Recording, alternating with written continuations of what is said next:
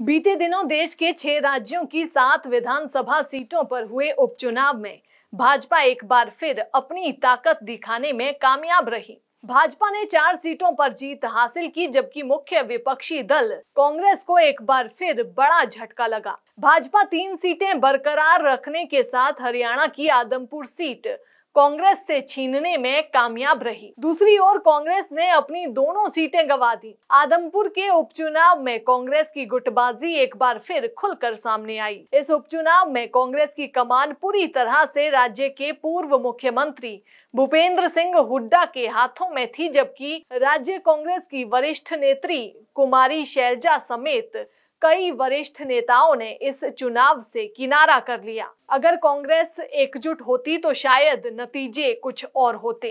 कुलदीप बिश्नोई के बेटे भव्य बिश्नोई की जीत के साथ आदमपुर में 50 साल में पहली बार कमल खिला है, लेकिन बावजूद इसके आदमपुर उपचुनाव के नतीजे 2024 में कांग्रेस से ज्यादा भाजपा के लिए खतरे की घंटी हैं।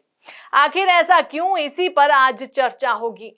आदमपुर में जीत के बाद भाजपा बेशक जश्न में डूबी है, लेकिन अंदर खाते भाजपा और कुलदीप बिश्नोई को भी पता है कि उन्होंने इस उपचुनाव में उम्मीद के मुताबिक प्रदर्शन नहीं किया, जबकि कांग्रेस ने बिना बिश्नोई परिवार के आदमपुर में जबरदस्त अपनी हाजिरी दर्ज करवाई है। सबसे पहली बात, 2014 के बाद पहली बार बिना बिश्नोई उम्मीदवार के चुनाव में उतरी कांग्रेस ने अपने वोट बैंक में 5 गुना बढ़ोतरी की।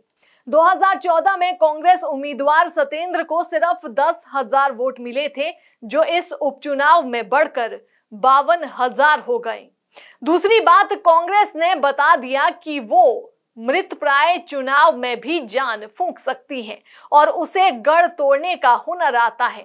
अगर सिर्फ 20 दिन के कैंपेन में कांग्रेस 42,000 वोट बढ़ा सकती है, तो अगले 2 साल में क्या हो सकता है, इसका सहज ही अंदाजा लगाया जा सकता है। वहीं इस उपचुनाव ने बता दिया कि भूपेंद्र सिंह हुड्डा की स्वीकार्यता रोहतक, झज्जर और सोनीपत के बाहर भी जबरदस्त है। आदमपुर में उनका क्रेज वोटर्स के सिर चढ़कर बोला। सिर्फ 15 दिन के कैंपेन में उन्होंने कांग्रेस को भाजपा के मुकाबले में लाकर खड़ा कर दिया। उपचुनाव के नतीजों ने साबित कर दिया कि भूपेंद्र सिंह हुड्डा की सक्रियता हरियाणा के किसी भी हलके में बड़ा अंतर पैदा कर सकती है। इस उपचुनाव में दीपेंद्र हुड्डा के कैंपेन स्टाइल ने कांग्रेस की हवा बनाने में जबरदस्त काम किया। हर गांव में उनके लिए बाइक और ट्रैक्टर्स पर उमड़ी युवाओं की भीड़ बताती है कि दीपेंद्र हुड्डा का बागड़ी बेल्ट में शानदार समर्थक बेस है। आदमपुर, हिसार और पूरी बागड़ी बेल्ट में दीपेंद्र की बढ़ती लोकप्रियता को लेकर कुलदीप बिश्नोई कितने चिंतित हैं, इसका एक नमूना जीत के बाद मीडिया को दिए गए कुलदीप के बयान में सामने आया।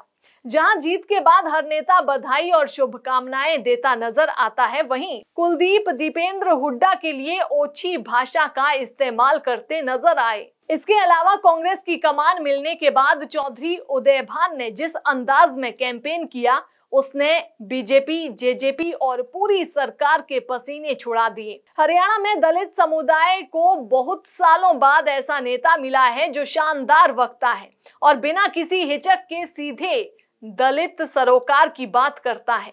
अहम बात यह भी है कि एक तरफ जहां चुनावी हार के बावजूद कांग्रेस सकारात्मक नजर आ रही है, तो वहीं कुलदीप बिश्नोई के समर्थकों ने जयप्रकाश पर हमला करके बता दिया है कि भाजपा जीत के बाद भी बौखलाई हुई है।